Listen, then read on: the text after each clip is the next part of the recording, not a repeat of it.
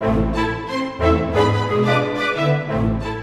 know, my wife and I were really amazed and just really blessed to hear the response of the church at all three services this past Sunday when we announced our $75,000 gift to the ministry.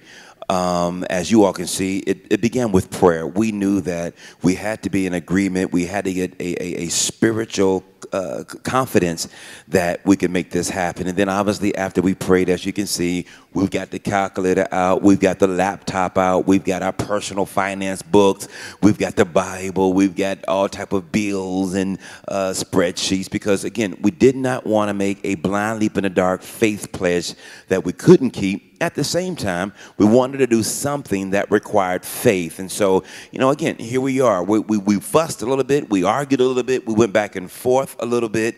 And but yet we came to an agreement that this is what will please the Lord. And as many of you all saw in your How to Make a Campaign Commitment, you know, we asked ourselves the question, would this require faith?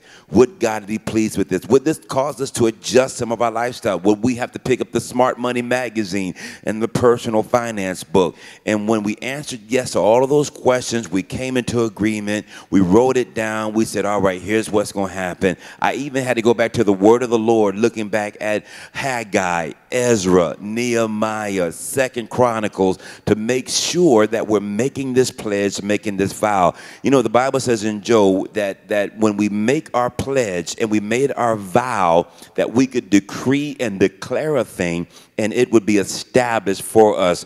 So after our first initial 10% first fruit giving on May 17th, it's off to the races. I need preaching engagements. I've got to sell some books, the radio, you name it. We're just trusting the Lord that God will supply all of our needs. At the same time, we're going through our bills. We're trying to figure out how we're going to discipline that, discipline this.